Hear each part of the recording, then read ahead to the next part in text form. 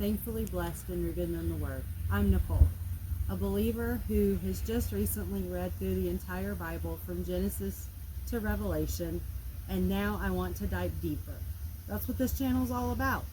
For us to grow in God's Word, to understand the book chapter by chapter, and to just dive into what He's telling us. We hope that you'll join us on our journey and come along to get rooted in the Word. Welcome back to Thankfully Blessed and Rooted in the Word. Today we're going to talk about Daniel chapter 2. We learned in chapter 1 that Daniel was one of the exiles taken from Israel and brought into Babylon to become one of their chosen ones. They were taught in the best schools. They were taught the language, the history, astrology, magic. So now we're going to go and see what happens next. I'll read through Daniel chapter 2, the ESV version, then I'll go over some historical points, background, and then we'll break it down a little. So, Daniel chapter 2, Nebuchadnezzar's dream. In the second year of the reign of Nebuchadnezzar, Nebuchadnezzar had dreams. His spirit was troubled, and his sleep left him. Then the king commanded that the magicians, the enchanters, the sorcerers, and the Chaldeans be summoned to tell the king his dreams.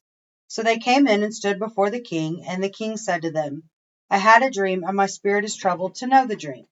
Then the Chaldeans said to the king in Aramaic, O king, live forever. Tell your servants the dream, and we will show the interpretation. The king answered and said to the Chaldeans, The word for me is firm.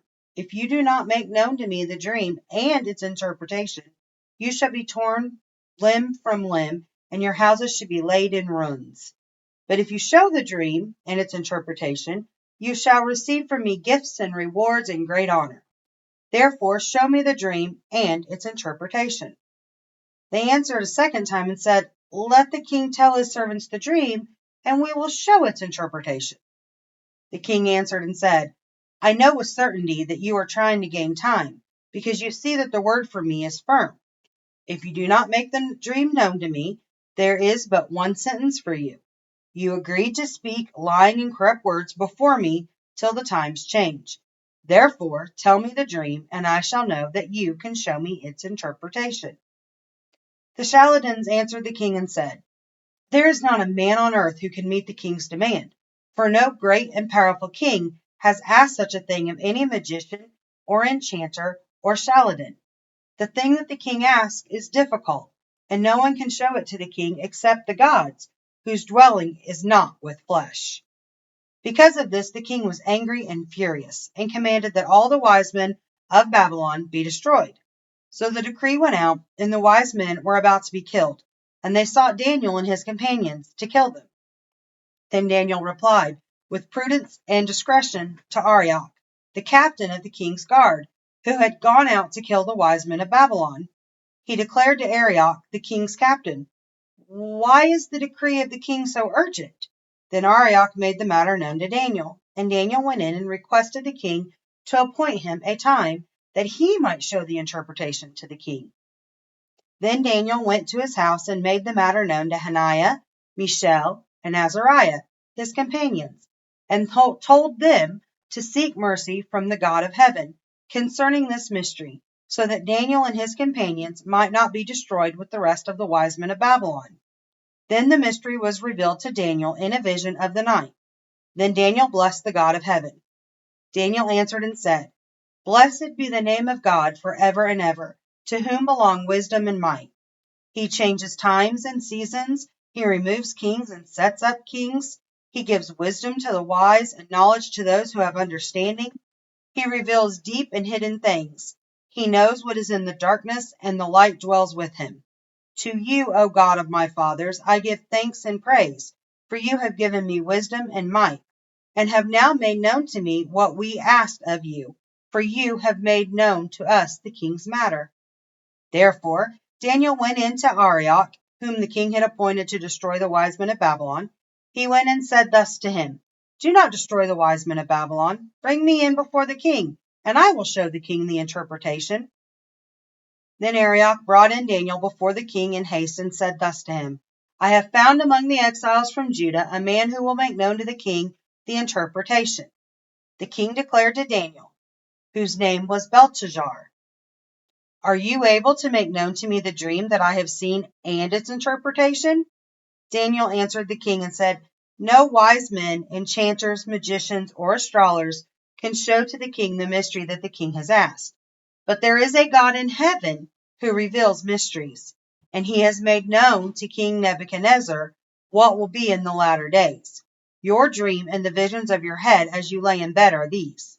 To you, O king, as you lay in bed, came thoughts of what would be after this, and he who reveals mysteries made known to you what is to be. But as for me, this mystery has been revealed to me, not because of any wisdom that I have, more than all the living, but in order that the interpretation may be known to the king, and that you may know the thoughts of your mind. You saw, O king, and behold, a great image. This image, mighty and of exceeding brightness, stood before you, and its appearance was frightening. The head of this image was of fine gold, its chest and arms of silver, its middle and thighs of bronze, its legs of iron, its feet partly of iron and partly of clay.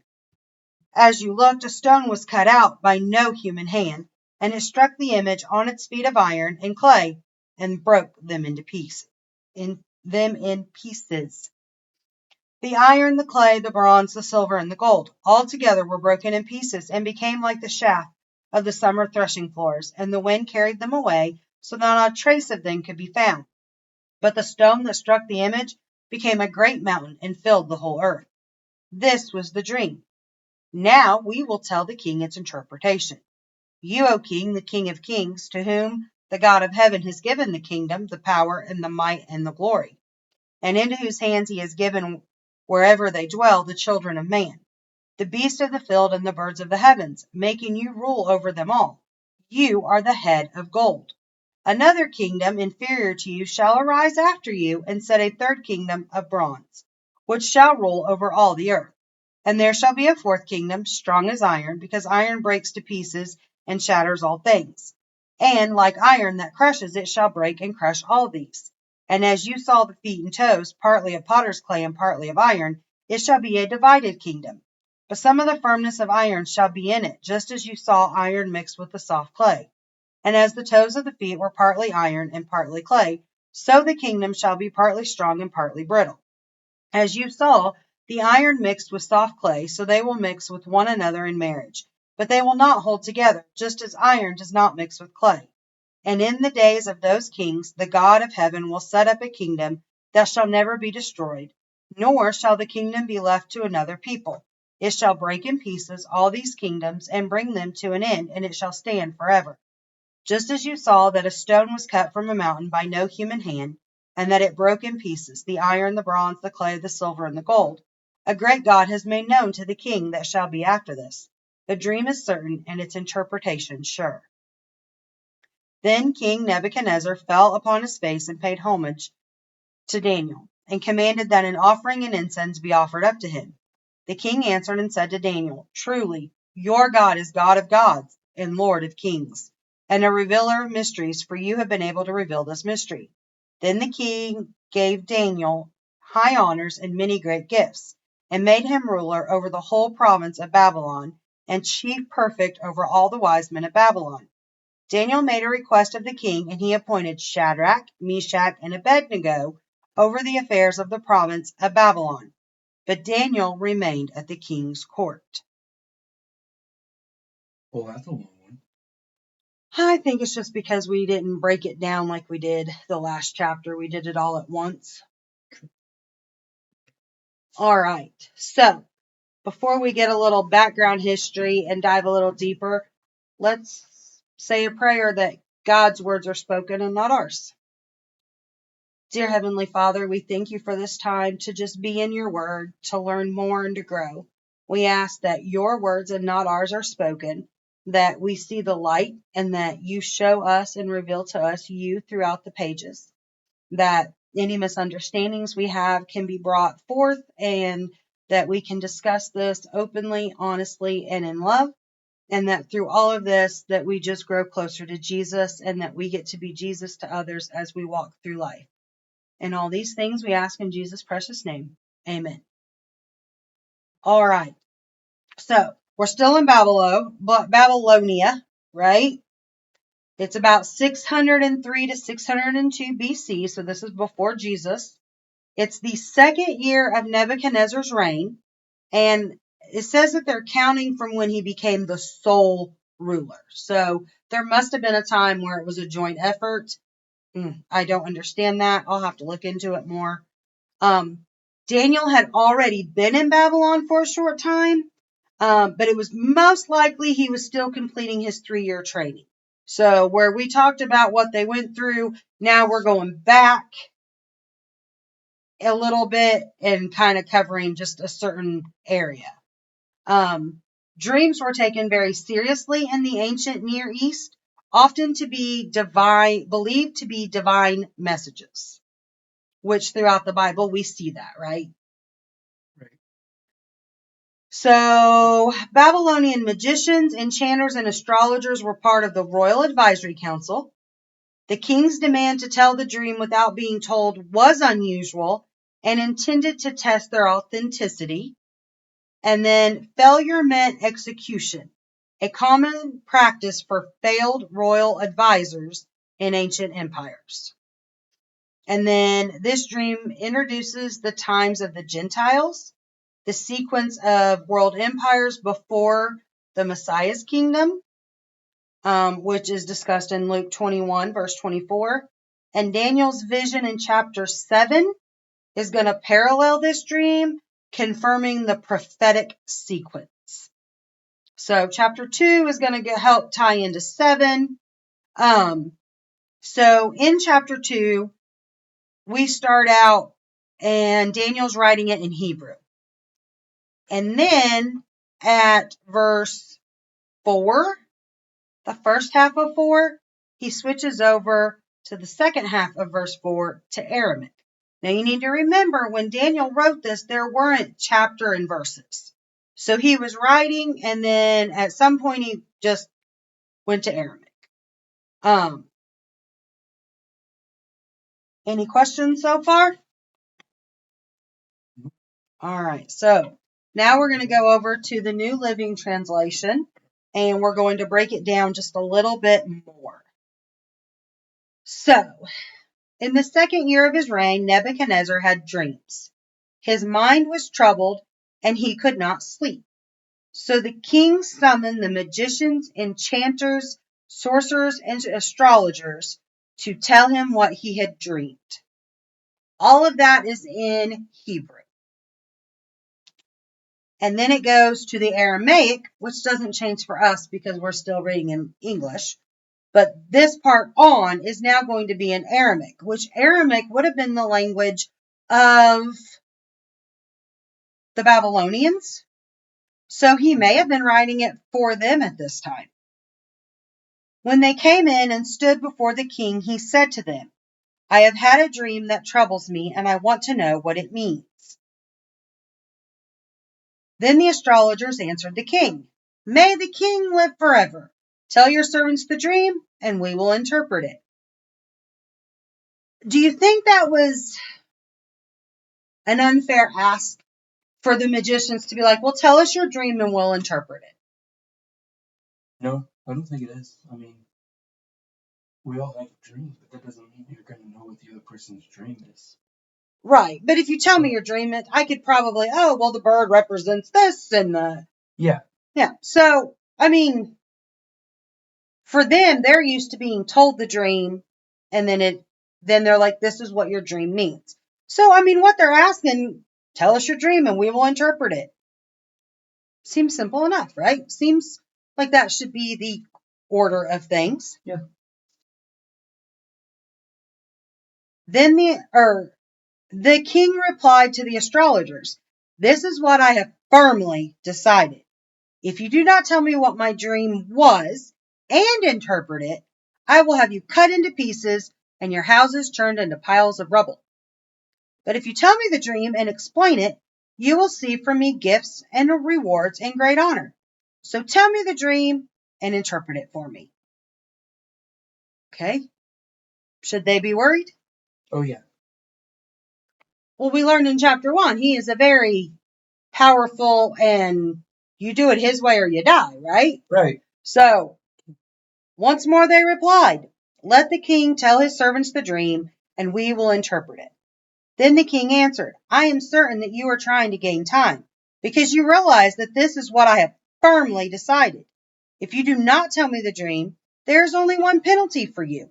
You have conspired to tell me misleading and wicked things, hoping the situation will change.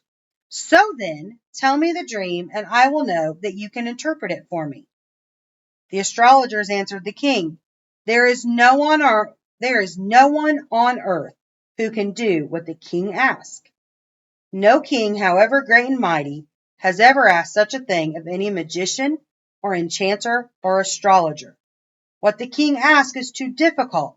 No one can reveal it to the king except the gods, and they do not live among humans. So they're not wrong. Right.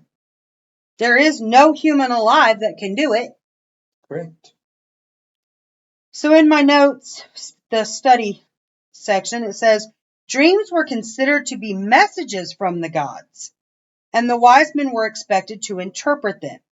Usually the wise men could give some sort of interpretation as long as they knew what the dream was about. This time, however, Nebuchadnezzar also demanded to be told the dream. God sent a series of dreams to Nebuchadnezzar with prophetic messages that could be revealed and understood only by a servant of God. So who gave Nebuchadnezzar the dreams? God. It says the Bible doesn't say God, but we say God. Okay. Well, But why would God send him dreams? point, I think. Okay. I mean, And what's that point? that he's all powerful and can give and take away just as easily. I mean, that's what.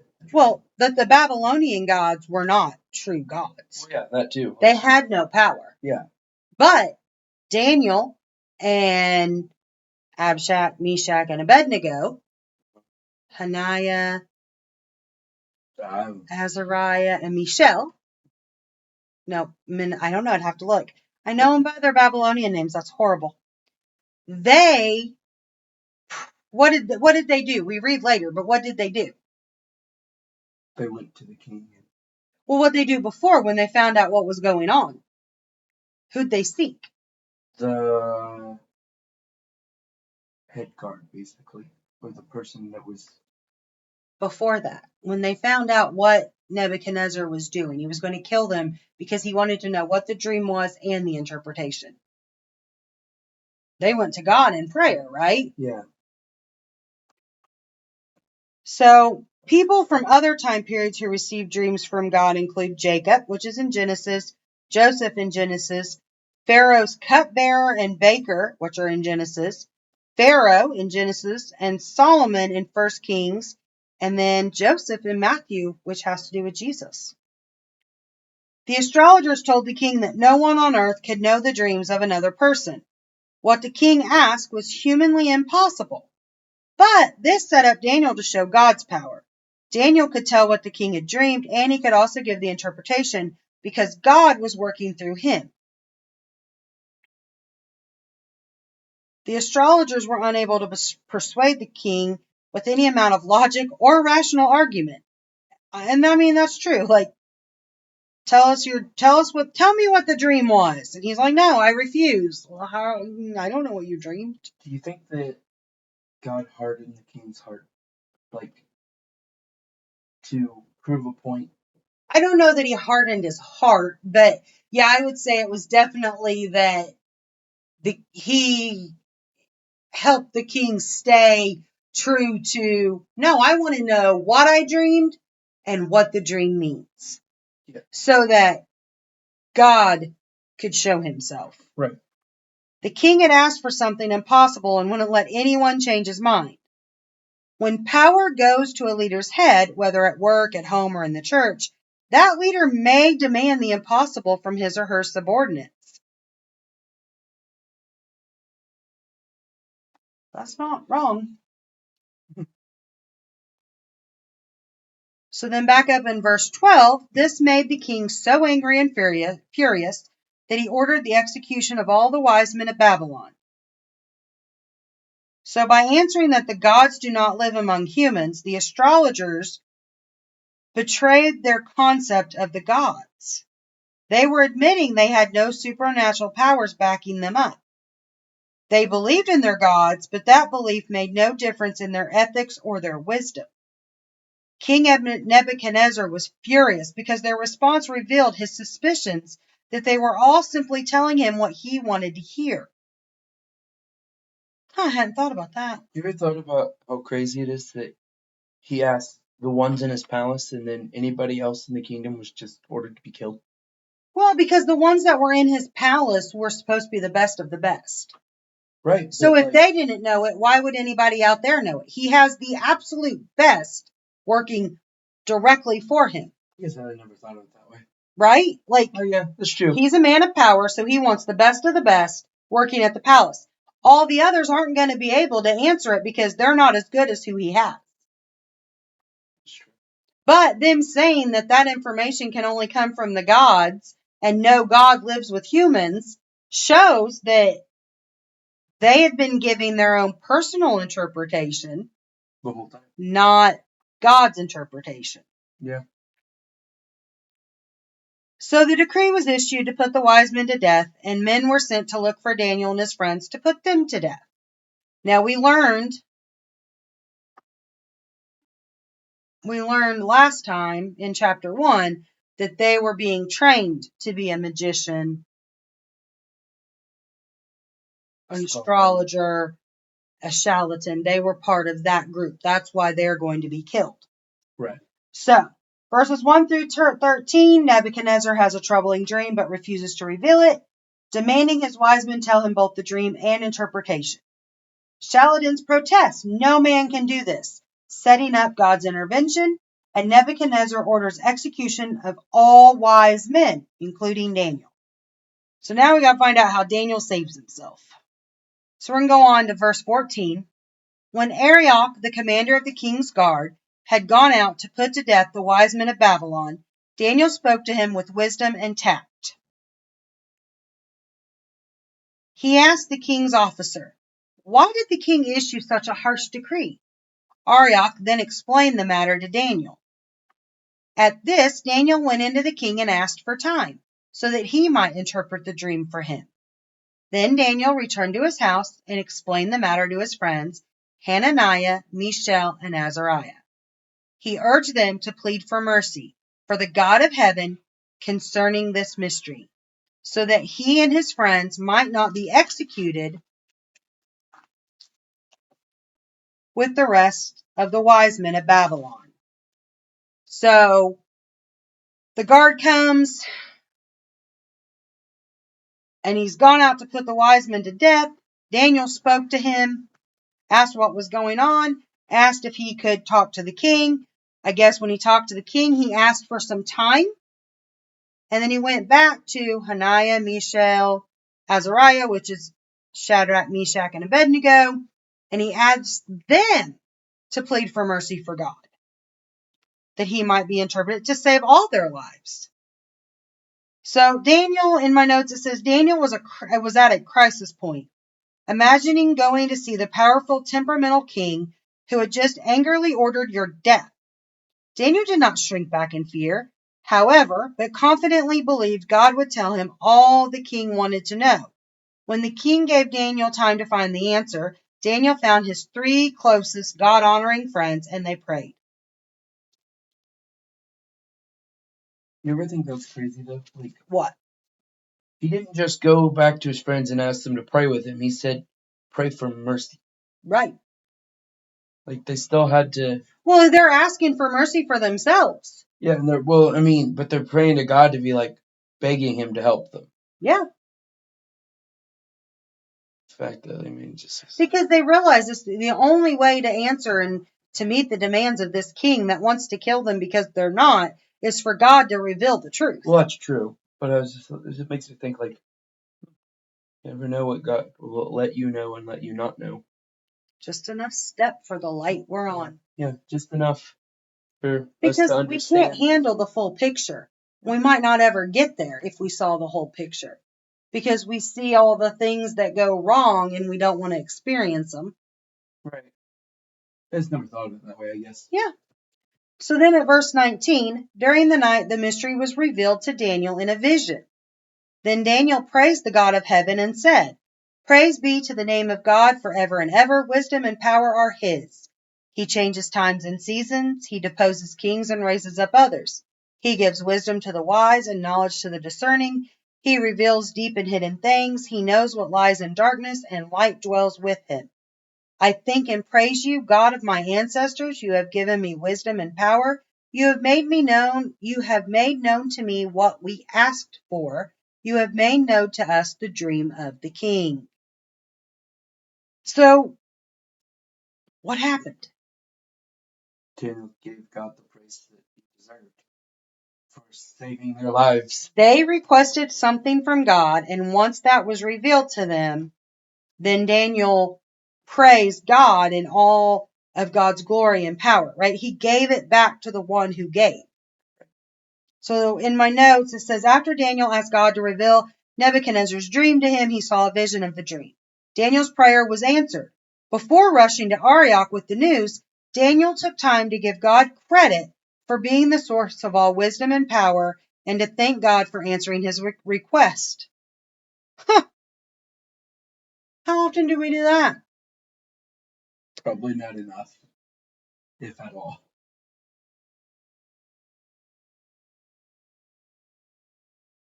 So Daniel now had the knowledge and interpretation of King Nebuchadnezzar's dream.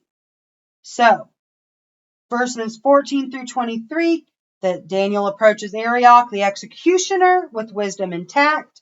He requests time to seek God's revelation.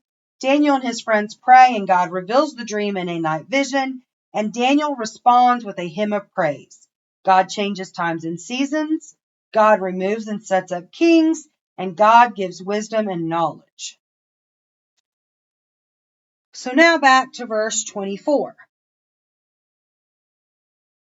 Then Daniel went to Arioch, whom the king had appointed to execute the wise men of Babylon, and said to him, Do not execute the wise men of Babylon. Take me to the king, and I will interpret his dream for him. So, my notes has something very interesting, and it's something I'd never thought of. So, Daniel had been given this knowledge, right? He could have used this knowledge for his own self-interest, to promote himself, or to curry favor, which means like to get favor. Instead, he selflessly thought of his friends and all the other advisors, even those who did not follow the living God.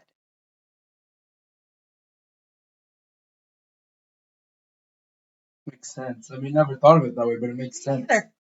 I mean, Well, yeah, I mean, that's what God would want us to do. it is what God would want us to do, but King Nebuchadnezzar could have killed all the wise men that couldn't answer his dream or tell him the dream and interpret it and let just Daniel live.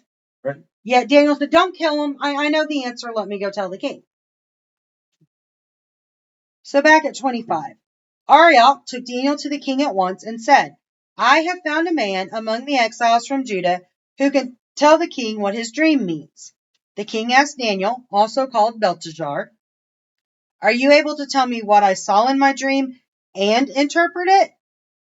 Daniel replied, No wise man, enchanter, magician, or diviner can explain to the king the mystery he has asked about. But there is a God in heaven who reveals mysteries. He has shown King Nebuchadnezzar what will happen in days to come. Your dream and the visions that passed through your mind as you were lying in bed are these.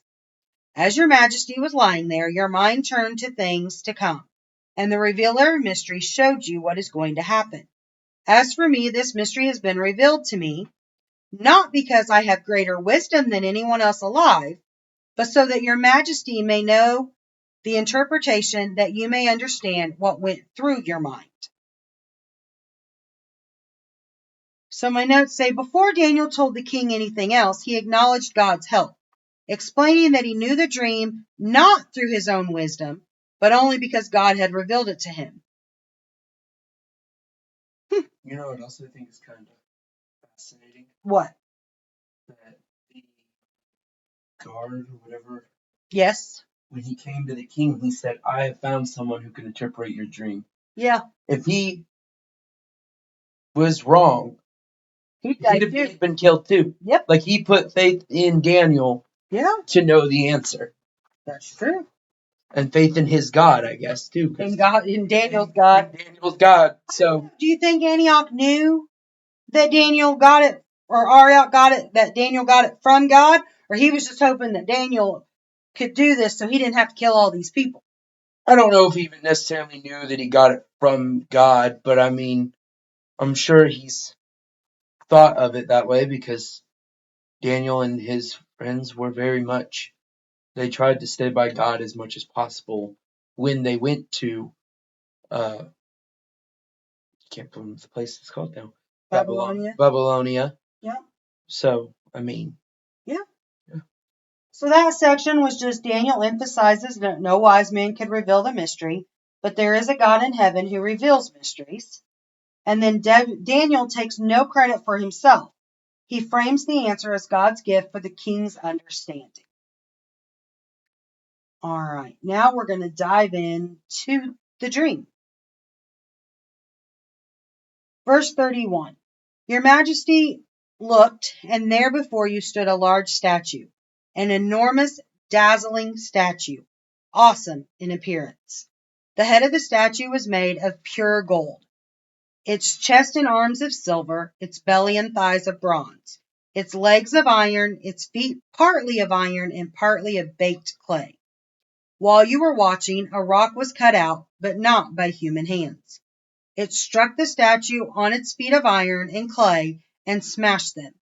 Then the iron, the clay, the bronze, the silver, and the gold were all broken to pieces and became like chaff on a threshing floor in the summer. The wind swept them away without leaving a trace. But the rock that struck the statue became a huge mountain and filled the whole earth.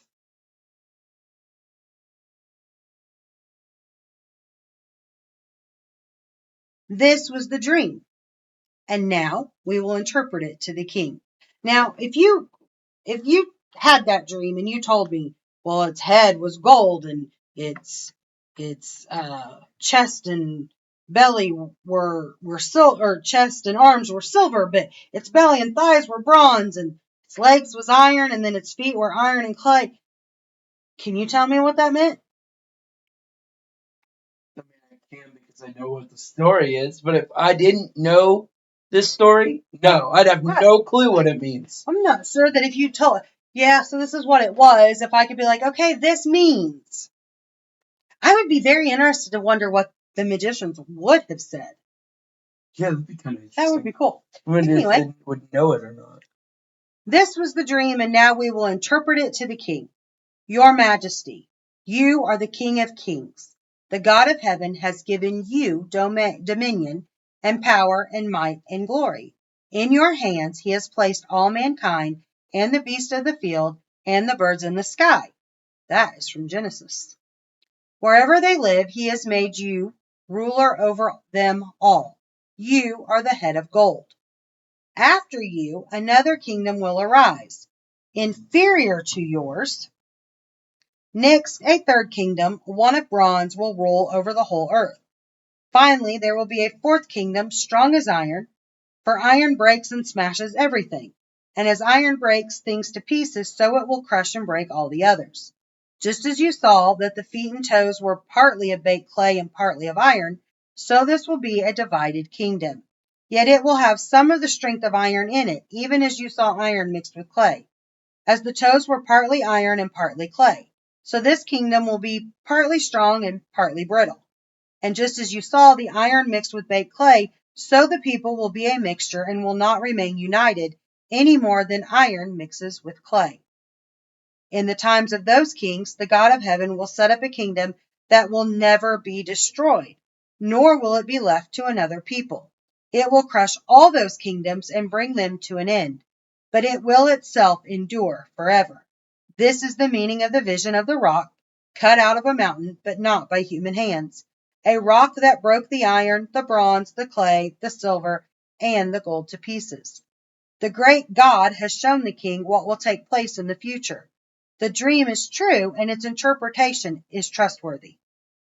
Then King Nebuchadnezzar fell prostrate before Daniel and paid him honor and ordered that an offering and incense be presented to him. The king said to Daniel, "Surely your God is the God of gods and the Lord of kings and a revealer of mysteries, for you were able to reveal this mystery." So to break it down, the head of the gold on the statue in the dream represented Nebuchadnezzar, ruler of the Babylonian Empire. The silver chest and two arms represented the Medo-Persian Empire, who conquered Babylon in 539 BC, which we will discuss in Daniel. The belly and thighs of bronze were Greece and Macedonia under Alexander the Great, who conquered the Medo-Persian Empire in 334 through 330 BC. The legs of iron represent Rome, who conquered the Greeks in 63. The feet of clay and iron represented the breakup of the Roman Empire, when the territory Rome ruled divided into a mixture of strong and weak nations. The type of material in each part of the statue depicted the strength of the political power it represented. The rock cut out of the mountain depicted God's kingdom, which would be ruled eternally by the Messiah, the King of Kings. The dream revealed Daniel's God as the power behind all earthly kingdoms.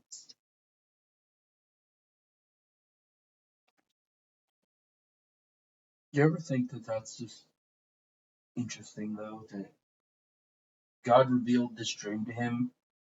Because he obviously, there's nothing he can do about it except know that it's coming.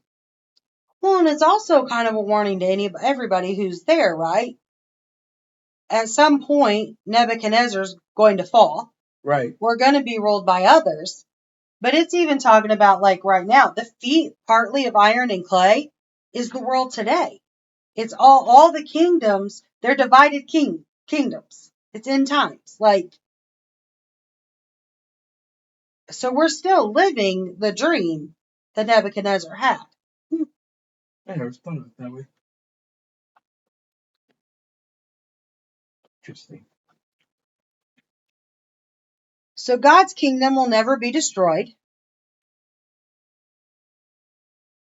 And then Nebuchadnezzar honored Daniel and Daniel's God.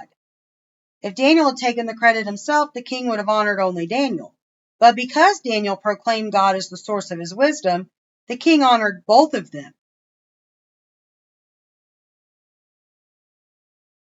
So back up in verse 48, it says, "Then the king placed Daniel in a high position and lavished many gifts on him. He made him ruler over the entire province of Babylon and placed him in charge of all its wise men. Moreover, at Daniel's request, the king appointed Shadrach, Meshach, and Abednego administrators over the province of Babylon, while Daniel himself remained at the royal court." And that's going to matter when we get into chapter 3, that they're not where Daniel is.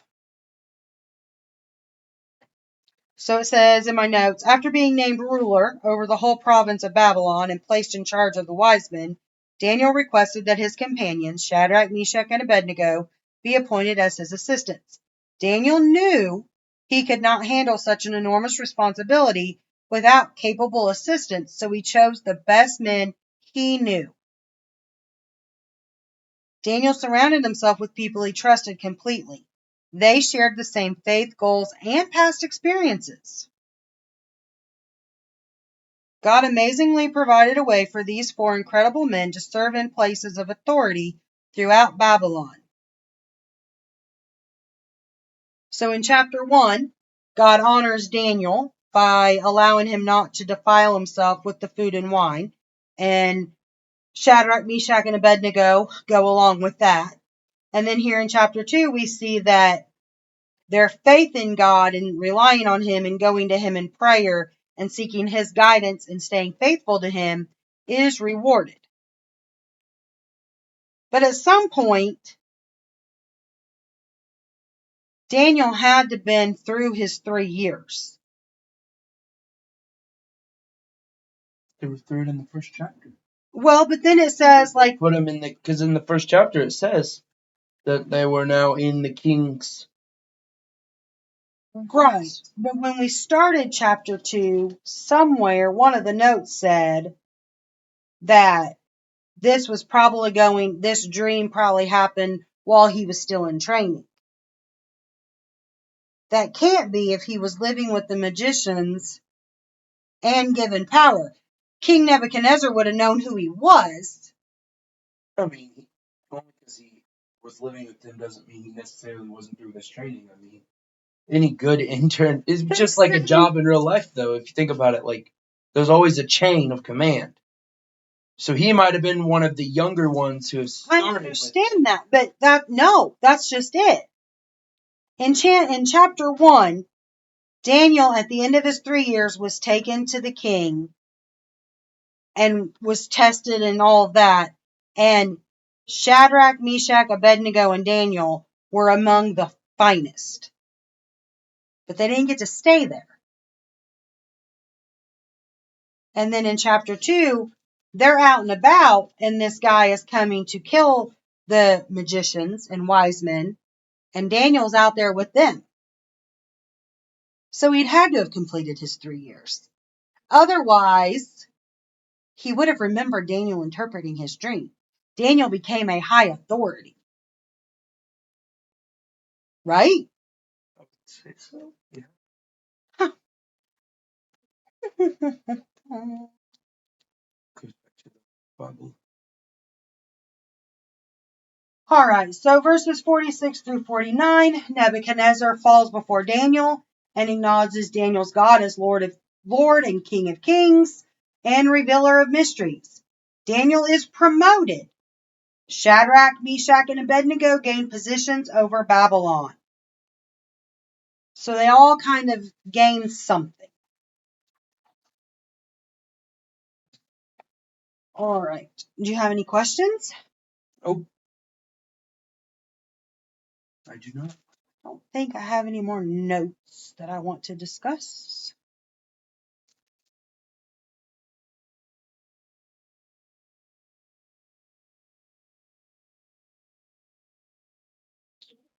All right. That's all we have for you today at Thankfully Blessed and Rooted in the Word. We hope that you will join us again tomorrow when we dive into chapter 3. And it's going to be a fiery one.